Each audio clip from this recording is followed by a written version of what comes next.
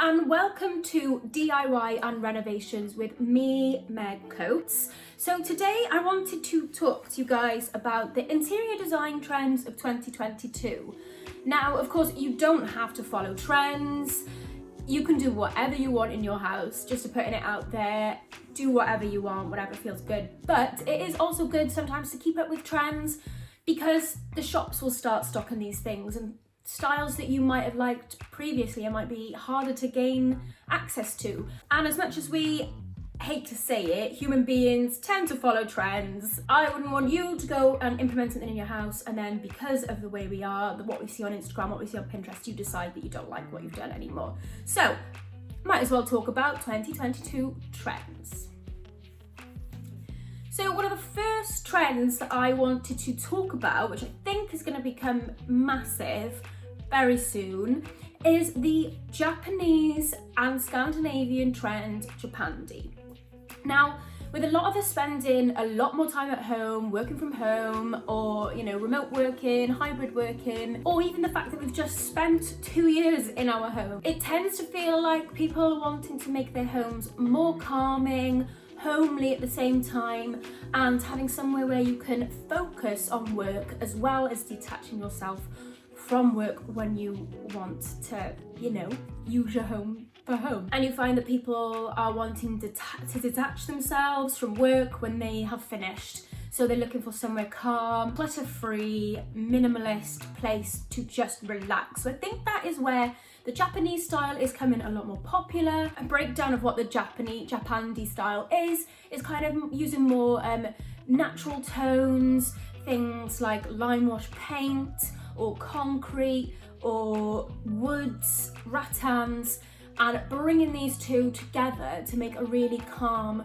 minimalist sort of sanctuary in your home rather than like busy mess. Can't tell the difference between work, home and everything, and having too many distractions when you're trying to work from home.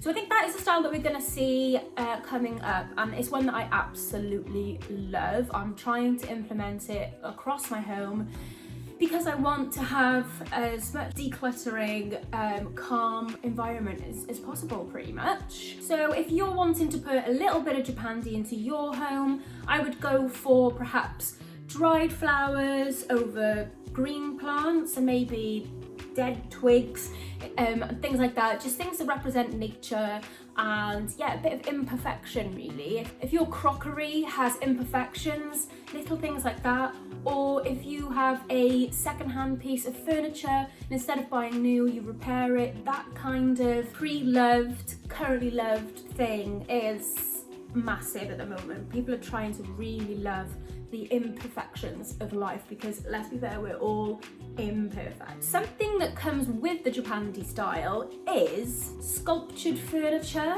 Now, I feel like when I'm thinking of Japandi, I do think of this type of style of furniture, things with round edges, round backs, round arms, round shapes, and then things that are a bit more obscure, so you're seeing a lot of mirrors in different shapes and sizes, more like a puddle rather than a circle, for example. And as well, we're seeing a lot of arches around. So this is happening in bookshelves, in homes, sort of like the archways to go from room to room instead of a doorway.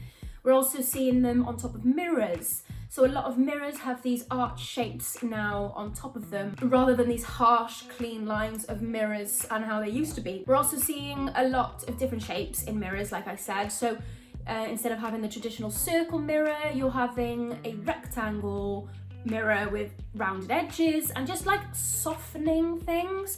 So we're so used to sort of having like really sharp, clean lines, modern. And I think now that people are trying to update their homes to fit their new lifestyle, having those softer edges, rounder pieces of furniture are benefiting and will be massive in the next year. So in previous years, we've seen that grey everywhere.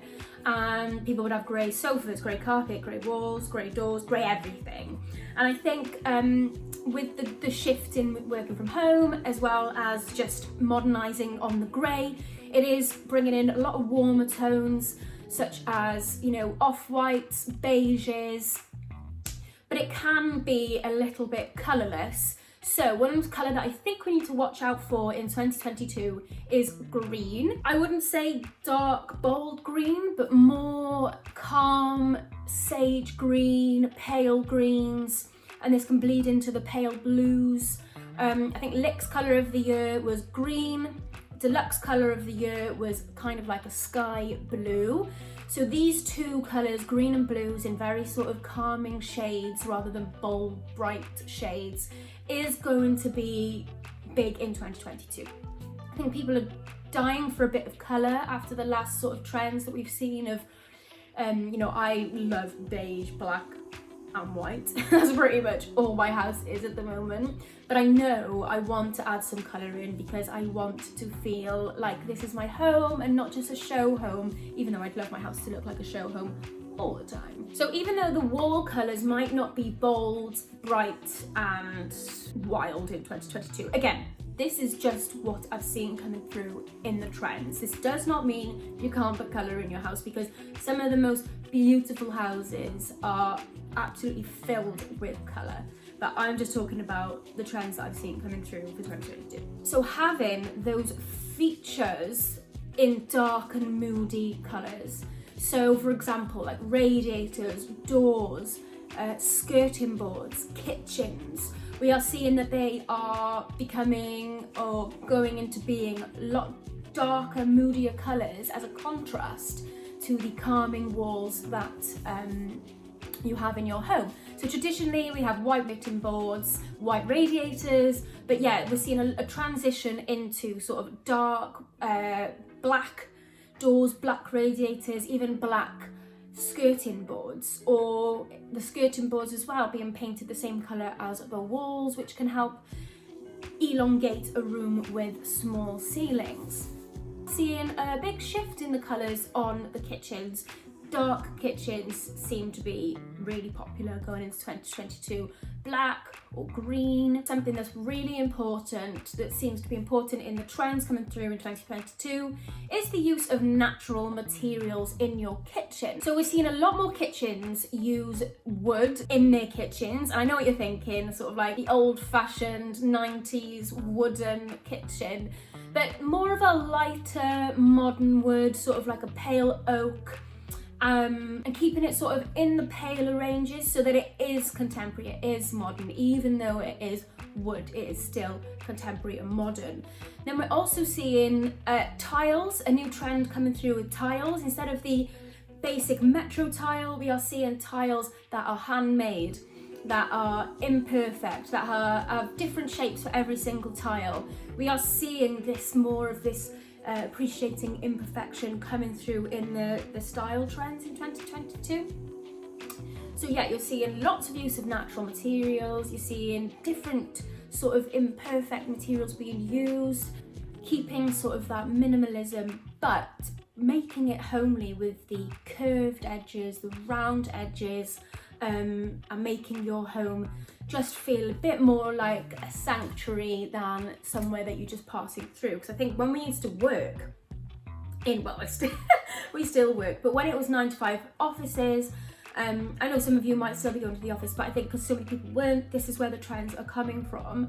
Is when you work 9-to-5, you get up, you get ready, you go to work, you come back and you're exhausted. It's kind of like home is just whatever home is at that point. But now we're spending a lot more time in our homes. I think it is something that is important, and if you're into home, that's probably why you're watching this video, you obviously appreciate the benefits of having interior that matches your vibe, mood, can have on you. I know how I feel in some of the unrenovated rooms in my house compared to the renovated rooms. Like this one, for example, is renovated and still got quite a lot of snags to sort out, but I'm a lot more calmer in this room than I am, say, in the living room, which we've done a really bad, quick makeover and it needs renovating properly. And I just feel different vibes in there altogether. So yeah, I hope that was helpful. I hope that might help you incorporate some of these into your design decisions this year.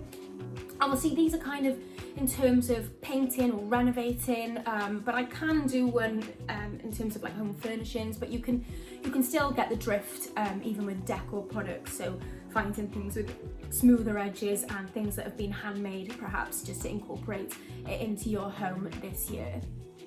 Well, I hope you enjoyed my video. I am going to be bringing you a lot more videos coming up. I am getting fully back into YouTube, so if you liked this video, then please give me a like or a subscribe, either, just to let me know how I'm doing in these videos.